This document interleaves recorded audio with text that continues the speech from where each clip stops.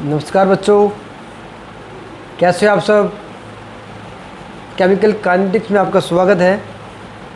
Last video में हमने किया था रेट ऑफ रिएक्शन क्या होता है, instantaneous and average rate of reaction and rate expression for the chemical reaction. आज हम करते हैं law of mass action. Rate जो होता है केमिकल रिएक्शन का वो एक्टिव मासेज ऑफ रिएक्टेंट पे कैसे डिपेंड करता है, इस बात को सबसे पहले बताया दो साइंटिस्ट थे, गुडबर्ग एंड वेगे 1864 में ये ला दिया। इस लॉ को समझने के लिए हमें एक हाइपोथेटिकल इक्वेशन लिखनी है, small b and it forms product. अब ये लॉ क्या कहता है कि rate of chemical reaction is directly proportional to active masses, product of active masses of reactant each raised to their power equal to stoichiometric coefficient in the balance chemical reaction।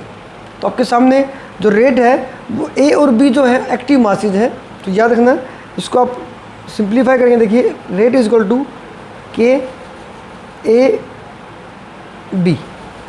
यहाँ पर आपको confuse नहीं होना है, यहाँ पर ए and B इसको बोलते हैं एक्टिव मासेज। क्या बोलते हैं? Active masses. ये काफ़ी पुरानी टर्म है, जब हम कंसंट्रेशन को यूज़ कम करते थे। एक्टिव मासेज का मतलब वो पार्ट है जो रिएक्शन में पार्टिसिपेट कर रहा है, उसको आप लिख सकते हैं N by we.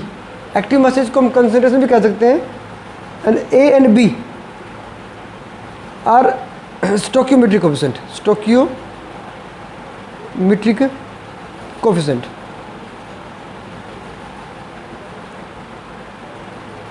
In chemical reaction यहाँ पर जो के है उसको बोलते हैं आप रेट कांस्टेंट। रेट कांस्टेंट को आप डिफाइन कर सकते हैं। Rate constant is defined as rate of reaction when concentration of the reactant is taken unity। तो आपके पास जो रेट होगा, rate will be equal to K. ये आपके पास हो जाएगा रेट ऑफ रिएक्शन, या आप बोल सकते हैं रेट कांस्टेंट, या इसका नाम दे सकते हैं स्पेसिफिक रेट ऑफ रिएक्शन। इसका एक नाम और भी दे सकते हैं, वेलोसिटी कांस्टेंट भी आप इसको कह सकते हैं, वेलोसिटी कांस्टेंट। ये जो था आपके पास, इसको बोलते हैं लॉ ऑफ मास एक्शन। एक बार फिर से डिफाइन कर रहा हूँ, देखिए according to law of mass action, rate of a chemical reaction is directly proportional to the product of active masses of the reactant each raised to their power equal to stoichiometric coefficient in the chemical reaction। तो यहाँ पर जो rate है हमारे पास, rate constant जो होता है वो क्या होता है उसके बारे में देखिए कैरेक्टर्स करते हैं इसके हम। Characters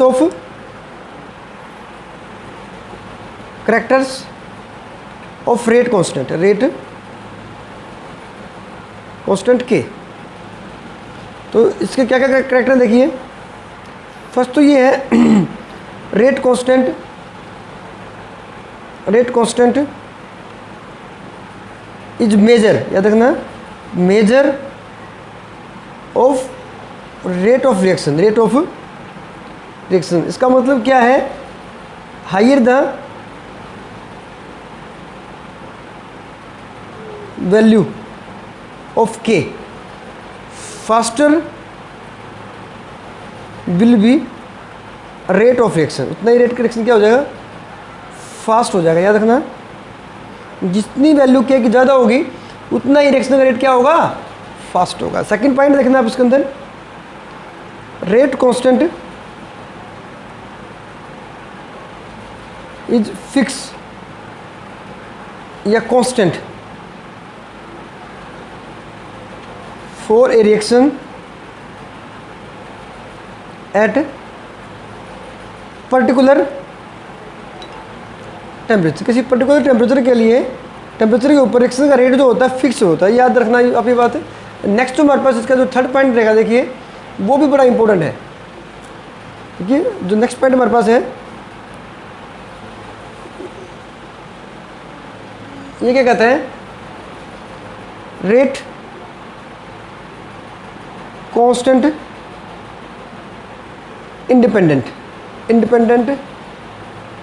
on concentration of the reactant की कंसंट्रेशन पर डिपेंड है नहीं करता। ये भी बड़ी इंपॉर्टेंट बात है, कई बार आपसे पूछ लिया जाता है क्वेश्चन ये। और लास्ट पॉइंट जो होता है unit of rate constant depends on order of reaction. तो नई टर्म आपके पास ऑर्डर ऑफ रिएक्शन को हम आगे डिस्कस करेंगे। तो जो यूनिट होती है इसकी वो फिक्स नहीं रहती है, वो चेंज होती सकती है, डिपेंड करती है ऑर्डर ऑफ रिएक्शन के ऊपर। तो ये जो था सारे हमारे पास लॉ ऑफ मास रिएक्शन, काफ़ी समय तक इस लॉ को अप्लाई किया गया, लेकिन कुछ रिएक्शन ऐसी आई जो आपके पास कॉम्प्लेक्स रिएक्शन होती हैं वहाँ पर ये अप्लाई नहीं होता है। तो हमारे पास नया लॉ बनता है रेट लॉ। तो पहले हम समझते हैं कि रेट लॉ की जरूरत क्यों पड़ी। देखिए एक रिएक्शन आपके पास है 2NO2 प्लस F2 बना देगा आपके पास 2NO2F। ये जो आपके पास रिएक्शन दी है देखिए लॉ ऑफ मास एक्शन के according, law of mass action, अगर लॉ ऑफ मास एक्शन के अकॉर्डिंग देखते हैं इसका जो रेट रहेगा वो रहेगा यहाँ पे देखिए K is equal to NO2 की पावर 2 F2। ये इसका क्या है लॉ ऑफ मास एक्शन है। लेकिन एक्चुअल में क्या पाया गया, उसका रेट जो होता है ना वो इस पे डिपेंड नहीं करता है, क्योंकि ये जो रिएक्शन है ये कॉम्प्लेक्स रिएक्शन है। क्या ये कॉम्प्लेक्स रिएक्शन वो होती है takes place in more than one step. जो एक से ज़्यादा स्टेप में होती है उसको आप क्या बोलते हैं, कॉम्प्लेक्स रिएक्शन बोलते हैं। होती है एलिमेंट्री रिएक्शन, जो एक ही स्टेप में हो जाती है उसको बोलते हैं एलिमेंट्री रिएक्शन। एलिमेंट्री रिएक्शन के लिए आपका law of mass reaction apply हो जाता है, लेकिन इस तरह के केस में वो लॉ अप्लाई नहीं होता। तो इसकी जरूरत पड़ेगी। देखिए कैसे जरूरत पड़ेगी, इसका मैकेनिज्म देखते हैं इस रिएक्शन का मैकेनिज्म। देखिए यहाँ पर जो अब रिएक्शन होती है स्टेप फर्स्ट देखेंगे इसका आप। स्टेप फर्स्ट में क्या होता है NO2 प्लस F2, यहाँ बन जाएगा आपके पास NO2F प्लस F। ठीक है, इसको बोलेंगे आप स्लो स्टेप। ठीक है, और नेक्स्ट जो आपका रहेगा NO2F प्लस F, यहाँ से फिर आपका NO2F। तो ये आपका हो जाएगा फर्स्ट स्टेप। तो ये जो आपका स्टेप 2 है, या तो हम दो स्टेप आपके हो जाते हैं, स्टेप 1 एंड स्टेप 2। स्टेप 2 जो फास्ट है वो रेट ऑफ रिएक्शन को अफेक्ट नहीं करता है, और ये जो स्लो स्टेप है वही रिएक्शन के रेट को अफेक्ट करता है। तो यहाँ पर अगर आप देखते देखिए तो रेट जो रहेगा इसके अकॉर्डिंग, तो ये आपका रहेगा रेट के NO2 और ये F2। यहाँ पर जो पावर आई है NO2 की वो 1 आई है, लेकिन लॉ ऑफ मास एक्शन के अकॉर्डिंग इसकी पावर 2 आ रही है। तो जो पार्ट इसका अफेक्ट करता है रेट ऑफ रिएक्शन को वही हम इसमें लेते हैं, तो इसको बोलते हैं रेट लॉ।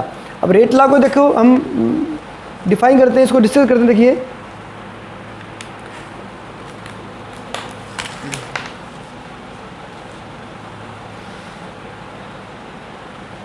अब देखिए वो ये रिएक्शन लिखते हैं यहाँ पे हाइपोथेटिक रिएक्शन ए प्लस बी क्या बन गया हमारे पास, प्रोडक्ट बन जाता है। अब इसके अंदर देखिए रेट जो रहेगा इसका रेट लॉ के अकॉर्डिंग के ए की पावर अल्फ़ा एंड बी की power beta.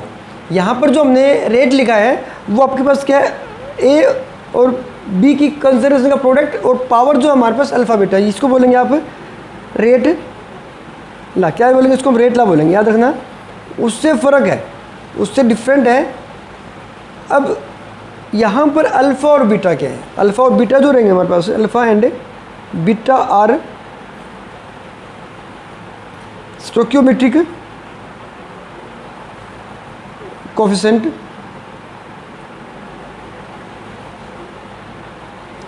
of the concentration of reactant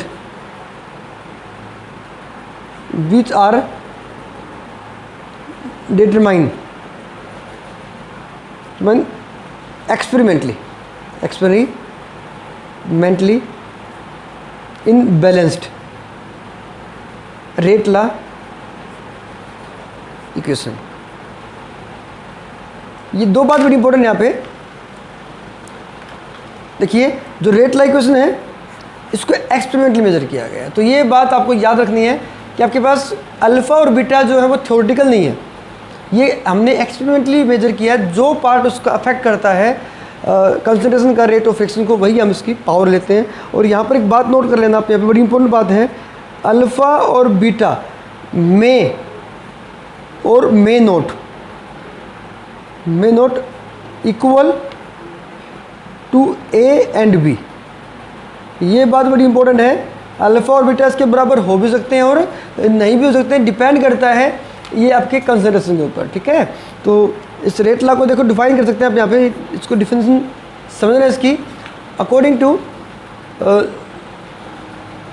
rate law, the rate of reaction is directly proportional to the product of concentration of reactant each raised to their power equal to stoichiometric coefficient which are determined experimentally in balance rate law equation। तो यहाँ पर जो power है हमारे पास वो हमने experimentally major किया। तो ये आपको ध्यान रखनी है, तो उसको बोलेंगे आप रेट ला। और डिफरेंस आपको समझ में आना चाहिए कि रेट ला में और लॉ ऑफ मास एक्शन में क्या फ़र्क है, आपको याद रहेगा ये, ठीक है, बड़ी इंपॉर्टेंट बात है।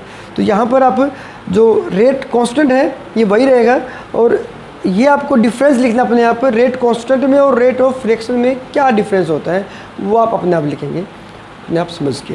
अब यहाँ पर जो नेक्स्ट कॉन्सेप्ट आता है वो बड़ा ही इंपॉर्टेंट है, ऑर्डर ऑफ रिएक्शन। नेक्स्ट हमारे पास है ऑर्डर ऑफ रिएक्शन। देखिए यहाँ पर ऑर्डर ऑफ रिएक्शन के ऊपर मैं स्टार लगा रहा हूँ, 3 स्टार लगा रहा हूँ। इस चैप्टर के अंदर ऑर्डर ऑफ रिएक्शन बड़ा ही इंपॉर्टेंट कॉन्सेप्ट है। इस कॉन्सेप्ट के ऊपर से क्वेश्चन आपका डेफिनेटली पूछा जा सकता है, और ये जो यूनिट है इसके ऊपर काफ़ी डिपेंड करती है। अब यहाँ पर ऑर्डर ऑफ रिएक्शन क्या होता है, देखिए आपके पास जो रेट ला था, रेट ला के अकॉर्डिंग हमारे पास इक्वेशन थी, rate is equal to K alpha and beta. यहाँ पर जो ऑर्डर होता है, order is alpha plus beta का सम, याद रखना। ऑर्डर ऑफ रिएक्शन बड़ी इंपॉर्टेंट कॉन्सेप्ट है, याद रखना, आपको समझ के करना है। Order of reaction, order of reaction is defined as the sum of powers of concentration terms of reactant in balance rate law equation which are determine experimentally. ये बात बड़ी इंपॉर्टेंट है, इसके डेफिनेशन फिर भी लिख देता हूँ। देखिए मैं order of reaction is defined as the sum of powers of the concentration of the reactant in concentration of the reactant determine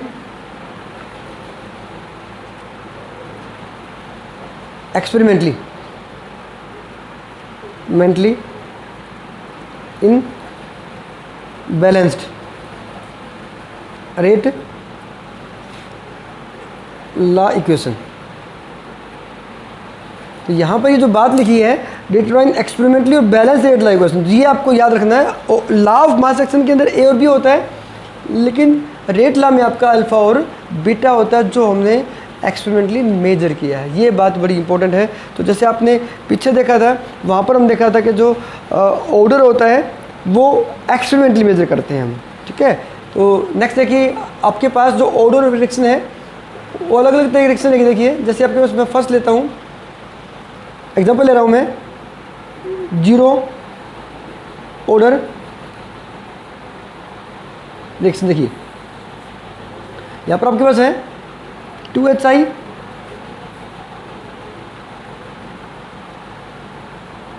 AU H2 plus I2।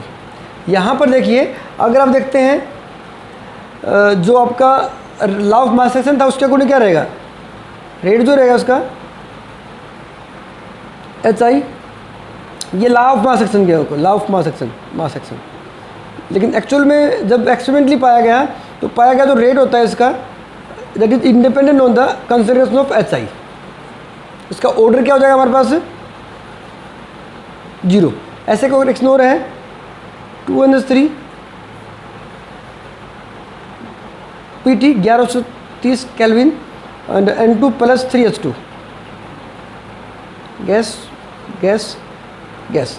यहाँ पर भी जो ऑर्डर होगा, रेट जो रहेगा उसका, देखिए आपका K NH3 की पावर 0। ये बड़ी इंपॉर्टेंट बात है, जो हमने पावर निकाली है वो हमने क्या निकाली है, एक्सपेरिमेंटल निकाली है। बड़ी इंपॉर्टेंट बात है, आप ध्यान रखेंगे इस बात का, इसको कंफ्यूज नहीं करना है, इसमें आपको कंफ्यूज नहीं होना है।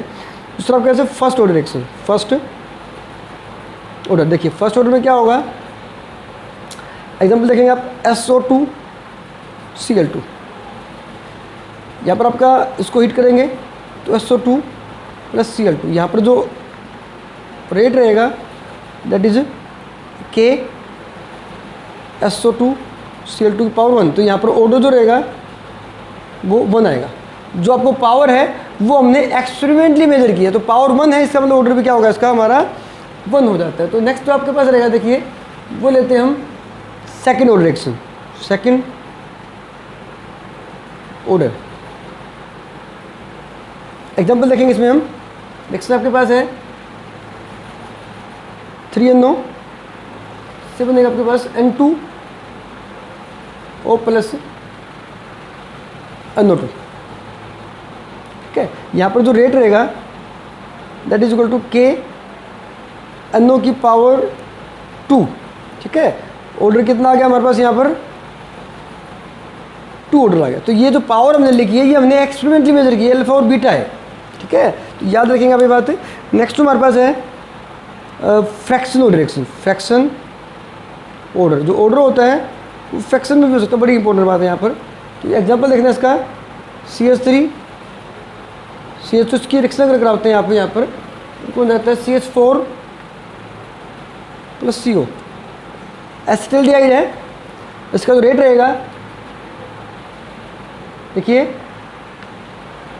K CH3 CHO की पावर 3/2। ये बड़ी इंपॉर्टेंट बात लिखी है मैंने यहाँ पे। जो ऑर्डर होता है वो हमने एक्सपेरिमेंटली मेजर किया है। लॉ ऑफ मास एक्शन के अंदर क्या होता है, इसका 1 पावर होती, यहाँ पर इसकी पावर 1 होती, यहाँ पर इसकी पावर 3 होती। लेकिन हमने क्या निकाला, इसको एक्सपेरिमेंटली निकाला, और एक्सपेरिमेंटली निकाल के आप इसका ऑर्डर फाइंड आउट कर सकते हैं। तो ऑर्डर क्या रहेगा, sum of power of concentration in balance rate law equation, ठीक है। अब यहाँ पर एक छोटा सा एक न्यूमेरिकल करते हैं, देखिए इसके ऊपर बेस्ड।